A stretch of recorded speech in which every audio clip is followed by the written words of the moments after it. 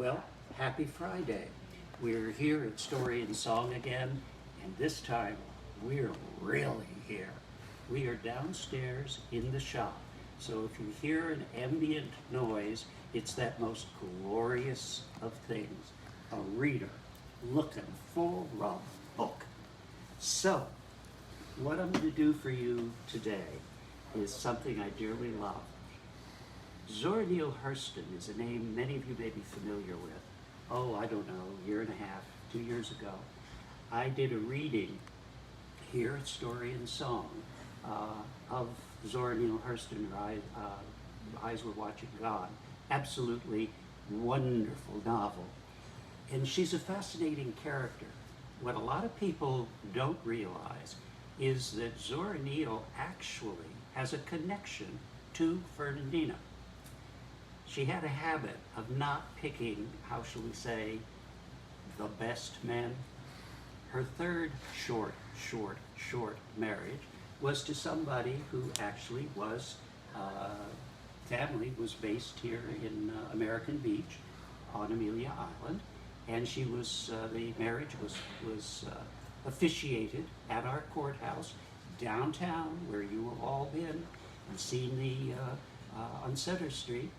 Now, as I indicated before, Zhora Neale Hurston was part of the Harlem Renaissance, an incredibly powerful personage, and certainly a friend for a period of time anyway, of Langston Hughes. And she wrote, in addition to her novels, some short stories. This one you can pick up here at Story and Song. It's quite extraordinary. It's all of her published works, short story works, which you won't find anywhere else. And it is called Zhora Neale Hurston, Hitting a Straight Lick with a Crooked Stick. Now, where's that title from? It's actually an old Southern saying. It amounts to achieving your objective, but maybe not in the straightest way, and hence the crooked stick, the objective being the straight lick. Now, I'll give you fair warning. Zhora Neale was an anthropologist. She studied not only her people and her place, but the history of the people. And she wrote dialogue in dialect. I am not making fun of it, but I'm going to read it as she wrote it. And I would encourage you, when you see these stories, go in a room somewhere, close the door, read it aloud. The music that is underneath these words is truly extraordinary. Now, what I'm going to read for you is Drenched in the Light. You, I.Z. Watts, get down off of that gatepost and rake up this yard. The little brown figure perched upon the gatepost looked yearningly at the gleaming shell road that led to Orlando, and down the road that led to Sanford, and shrugged her thin shoulders. This heaped kindling on Grandma Potts' already burning eye. Lord a mercy! She screamed, enraged. Here, Joe, give me that watchstick. I'll show that limb of Satan she can't shake herself at me. If she ain't down, by the time I gets there, I'll break her down into lines. Oh, Grandma, I see Mr. George and Jim Robinson coming, and I wanted to wave at them. The child said petulantly, you just wave that rake at this here yard, madam, else I'll take you down a buttonhole lower. You's too womanish jumping up there every finch that pass by. This struck the child in a very sore spot, for nothing pleased her so much as to sit atop the gatepost and hail the passing vehicles on their way south to Orlando or north to Sanford. That white shell road was her great attraction. She raced up and down the stretch of it that lay before her gate like a round-eyed puppy, hailing gleefully all travelers. Everybody in the country, white and colored, knew little Isis Watts, the joyful. Oh, the Robinson brothers, white cattlemen, were particularly fond of her and always extended a stirrup for her to climb up behind one of them for a short ride, or let her try to crack the long bull whips and yee-hoo at the cows. And Grandma Potts went inside, and Isis literally waved the rack at the chaws of ribbon cane that lay so bountifully about the yard, in company with the knots and peelings with a thick sprinkling of peanut hulls. The herd of cattle, in their envelope of gray dust, came alongside, and Isis dashed out to the nearest stirrup and was lifted up. "Hello there, Snippets! I was wondering where you was," said Jim Robinson as she snuggled down behind him in the saddle. They were almost out of danger zone when Grandma appeared. "You! Isis!" she bawled.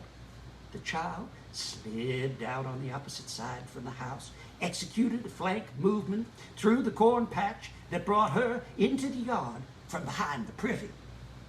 "You little hazing you, where you been?" "Out in the backyard," Isis lied, and did a cartwheel in front, a few fancy steps on her way to the front again. "If you don't get to that yard, I'll make a mummock of you." Isis observed that Grandma was cutting a fancy assortment of switches from peach, guana, and cherry trees. She finished the yard by raking everything under the edge of the porch and began to romp with the dogs, those lean, floppy-head coon hounds that all the country folk keep. But Grandma vetoed this also. "Isaac, you sit down on that porch. Great big 11-year-old gal racing and a romping like that. You sit down." Isis impatiently flung herself on the steps. "Get off of them steps, you aggravating limb, before I get them hickories to you and set you off on a chair." Isis petulantly arose, sat down as violently as possible in a chair, but slid down until she all but sat on her shoulder blades. "Now look at you," Grandma screamed. "Put your knees together and get off of your backbone. Lord, you know this hellion is gonna make me stomp her insides out." Isis sat bolt upright, as if she wore a ramrod down her back, and began to whistle. Now, there are certain things that Grandma Potts felt no one of this female persuasion should do. One was to sit with knees separated, "settin' brazen," she called it. Another was whistling. Another was playing with boys. Neither must a lady cross her legs. Up she jumped from her seat to get the switches. "So, you's whistling in my face, huh?" She glared till her eyes were beady, and Isis bolted for safety. But the noon hour brought John Watts, the widowed father, and this excused the child from sitting for criticism. Being the only girl in the family, of course she must wash the dishes, which she did in intervals between frolics with the dog. Oh, She even gave Jake, the puppy, a swim in the dishpan by holding him suspended above the water that reeked of pot liquor, just high enough so that his feet would be immersed. The deluded puppy swam and swam without ever crossing the pan, much to his annoyance. Hearing Grandma, she hurriedly dropped him on the floor, which he tracked up with feet wet with dishwater. Grandma took her patchin, settled down in the front room to sew. Oh, she did this every afternoon, and invariably slept in the big red rocker with her head lolled back over the back, the sewing falling from her hand. Isis had crawled under the center table with its red plush cover, with little round balls for fringe. She was lying on her back, imagining herself various personages. She wore trailing robes, golden slippers with blue bottoms. She rode white horses with flaring pink nostrils to the horizon, for she still believed that to be the land's end. She was picturing herself gazing over the edge of the world into the abyss, where the spool of cotton fell from Grandma's lap, rolled away under the whatnot. Isis drew back from her contemplation of the nothingness at the horizon, glanced up at the sleeping woman. Her head had fallen back. She breathed with a regular snark intake and a soft exhaust. But Isis was a visual-minded child. She heard the snores only subconsciously, but she saw straggling beard on Grandma's chin, trembling a little with every snark and whoosh. They were long, gray hairs curled here and there against the dark brown skin. Isis was moved with pity for her mother's mother. Poor Grandma needs a shave, she murmured, and set about it. Just then, Joel, next older than Isis, entered with a can of bait. Come on, Izzy, let's as we all go fishing. The perch is biting fine at Blue Sink. Shh, cautioned his sister. I got to shave, Grandma. Who say so? Joel asked, surprised. Nobody don't have to tell me. Look at her chin. No ladies don't wear no whiskers if they can help it. But Grandma getting old and she don't know how to shave like me. The conference adjourned to the back porch, lest Grandma awake. Oh, Izzy, you don't know nothing about shaving at all, but a man like me, I do so know. You don't? Not. I'm going to shave her myself. No, you won't need a smarty. I saw her first and thought it all up first, Isis declared, and ran into the calico-covered box on the wall above the wash basin, seized her father's razor. Joel was quick, seized the mug and brush. No, Isis cried defiantly. I got the razor. Goody, goody, goody, pussycat. I got the brush and you can't shave without lather, see? I know more than you do, Joel retorted. Ah, who don't know that? Isis pretended to scorn. But seeing the progress blocked for lack of lather, she compromised. I know, lest we all shave her. You lather and I shave. This was agreeable to Joel. He made mountains of lather, anointed his own chin and the chin of Isis, and the dogs splashed the walls, and at last was persuaded to lather Grandma's chin. Not that he was loath, but he wanted his new playthings to last as long as possible. Isis stood on one side of the chair with the razor clutched cleaver fashion. The niceties of razor handling had passed over her head. The thing with her was to hold the razor, sufficient unto itself. Joel splashed on the lather in great gobs, and Grandma awoke. For one bewildered moment, she stared at the grinning boy with a brush and mug, but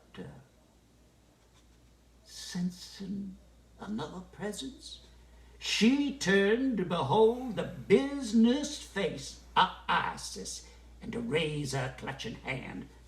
Her jaw dropped, and Grandma, forgetting years and rheumatism, bolted from the chair, fled from the house, screaming.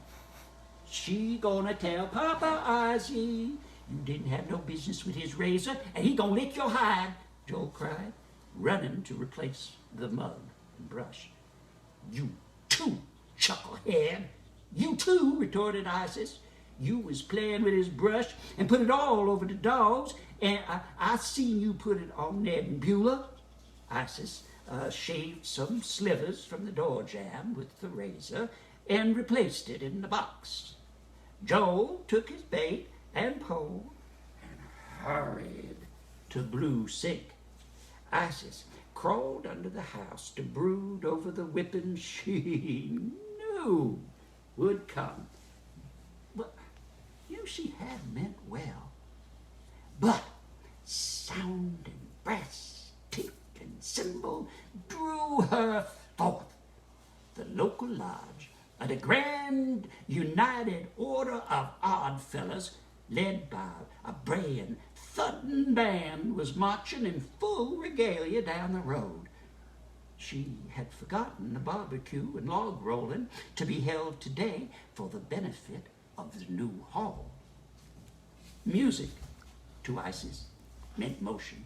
In a minute, razor and whipping forgotten, she was doing a fair imitation of the Spanish dancer she had seen in a medicine show some time before. Isis' feet were gifted. She could dance almost anything she saw. Up went her spirits, her brown little feet doing all sorts of intricate things, and a body in rhythm, hand curving above her head. But the music was growing faint. Grandma, nowhere in sight. She stole out the gate, running and dancing after the band. Then she stopped. She couldn't dance at the carnival. Her dress was torn and dirty.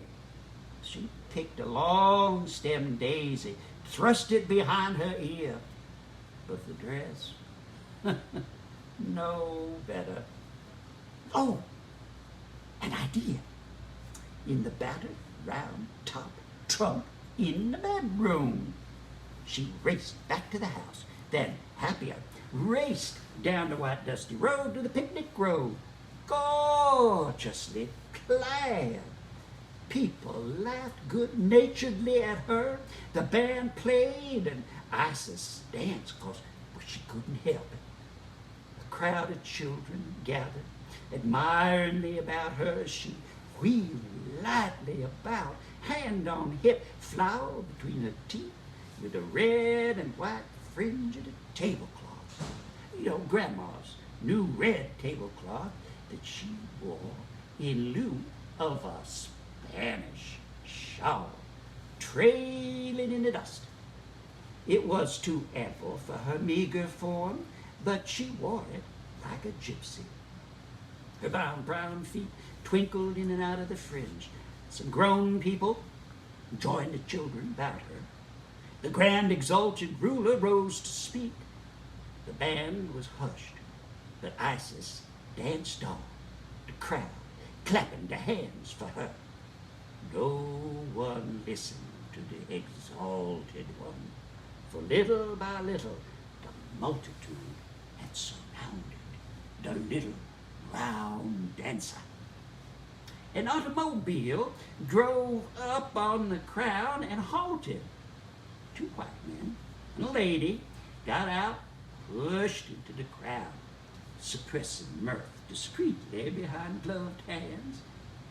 Isis looked up and waved them a magnificent hail and went on dancing until Grandma had returned to the house and missed Isis, and straight away sought her at the festivities, expecting to find her in her soiled dress, shoeless, gaping at the crowd.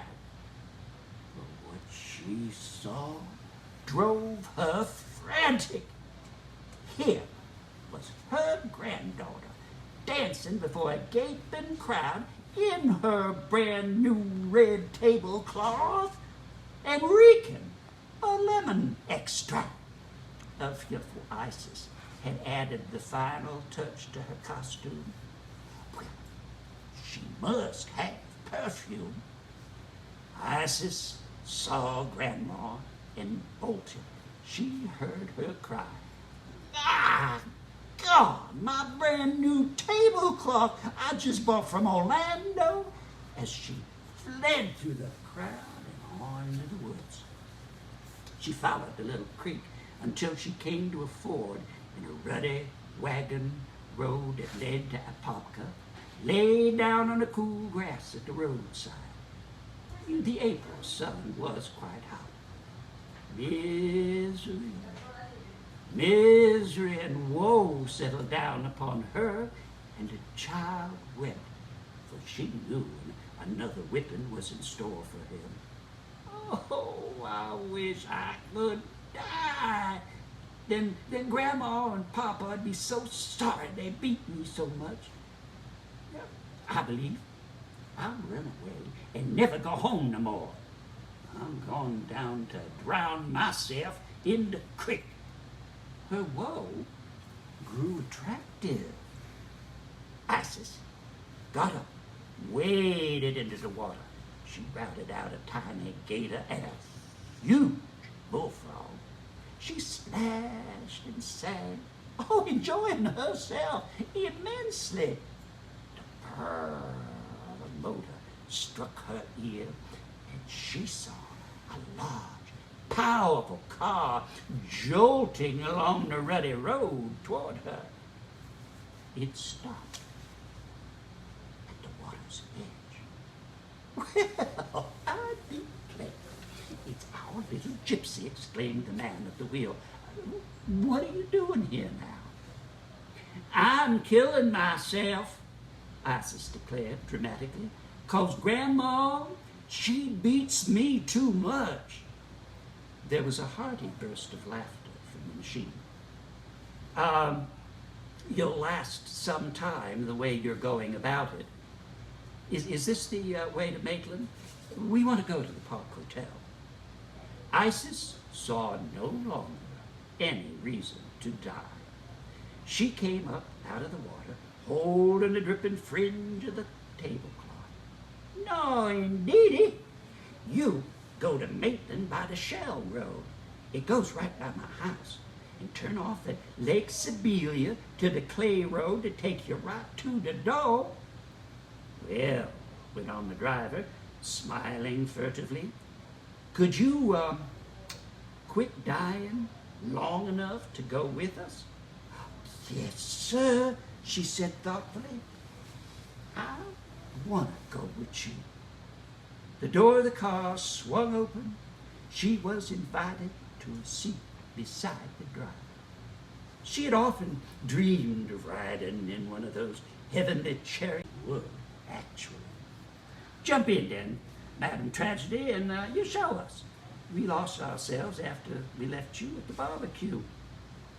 During the drive, Isis explained to the kind lady who smelt faintly of violets and to the indifferent men that she, really, well, she was a princess. She told them about her trips to the horizon, about the trailing gowns, the gold shoes with the blue bottoms. She insisted on the blue bottoms, the white charger, the time when she was Hercules and had slain numerous dragons and sundry giants. At last, the car approached her gate, over which stood the umbrella chinaberry tree. The car was abreast of the gate and had all but passed when Grandma spied her glorious tablecloth lying back against the upholstery of the Packard. "You! I see!" she bawled. "You little wretch! You come here this instant!" "And that's me," the child confessed, mortified, to the lady on the rear seat. "Oh, Sewell, stop the car. This is where the child lives. I hate to give her up, though." "Do you want to keep me?" Isis brightened. "Oh, I wish I could, you shining little morsel. Wait, I'll try to save you a whipping this time." She dismounted with the gaudy lemon-flavored culprit and advanced to the gate, where Grandma stood glowering, switches in hand. "You're gonna catch it from your head to your heels, my lady. Just you come in here." "Why, good afternoon," she accosted the furious grandparent. "You're not going to whip this poor little thing, are you?" the lady asked in conciliatory tones. "Yes, ma'am. She the worstest little lamb that ever drawed breath. Just look at my new tablecloth that ain't ever been washed. She done traced it all over the woods, a-dancing and a-prancing. She done took the razor to me today, and Lord knows what more." Isis clung to the white hand fearfully. I wasn't gonna hurt Grandma, miss. I was just gonna shave her whiskers for her, 'cause she's old and she can't." The white hand closed tightly over the little brown one that was quite soiled. She could understand a voluntary act of love, even though it miscarried. "Now, Mrs. I didn't get your name. How much did your tablecloth cost?" "One whole big silver dollar down at Orlando. I ain't had it a week yet. Now, here's $5 to get another one. The little thing loves laughter. I want her to go on to the hotel and dance in that tablecloth for me. I can stand a little light today." "Oh, yes, Grandma cut in. Everything's all right. She can go, yes." Lady went on. "I want brightness, and this Isis is joy itself. Why, she's drenched in light." Isis, for the first time in her life, felt appreciated and danced up and down in an ecstasy of joy for a minute.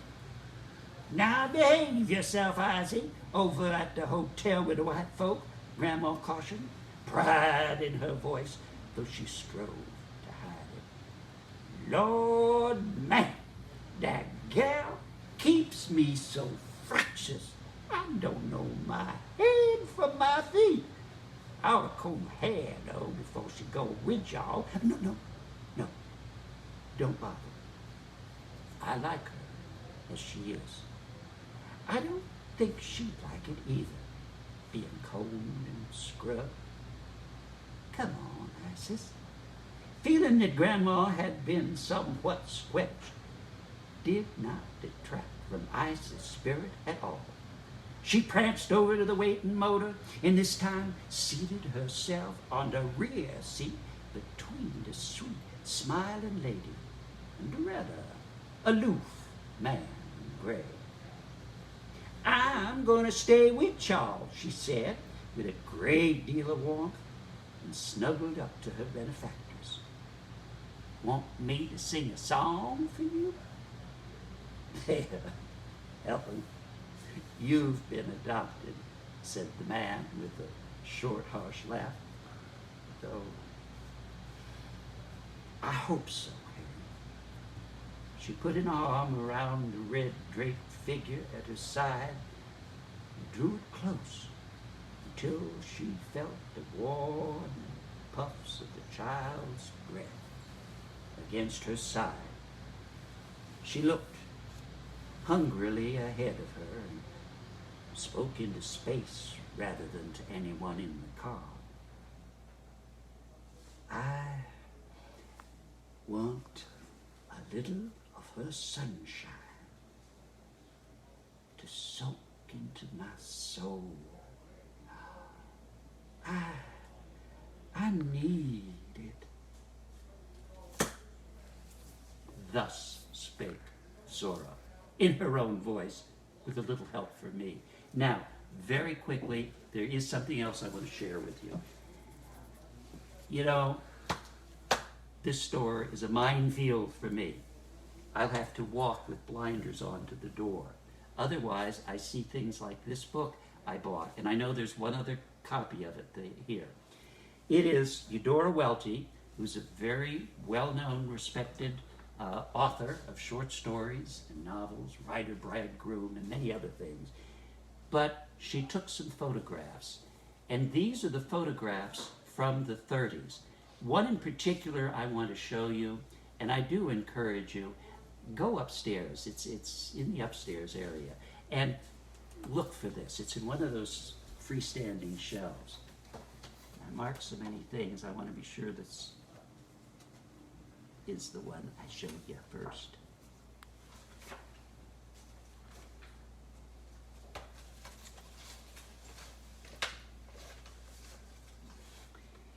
Now, Eudora Welty was white and literally took these photographs on her own, and she asked them if they would allow her to be photographed. She did. She wasn't commenting on them so much as celebrating them.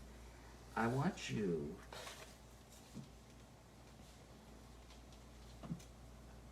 to look at the face on my finger.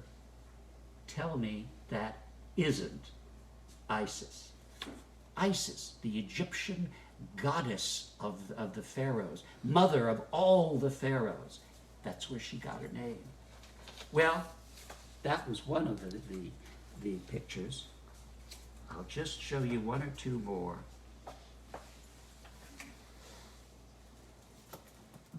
Just take a gander at that woman. She is literally a study in honesty and integrity.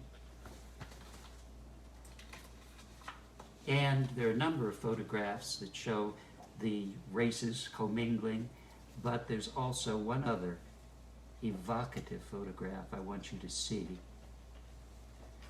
There's a plantation. These are all in Mississippi. The ruins of Windsor. Tell me that is not evocative of the South. Now, we're going to have poetry next Wednesday, and we'll have more reading on next Friday of stories. Thank you so much for sharing the afternoon with me at Story and Song.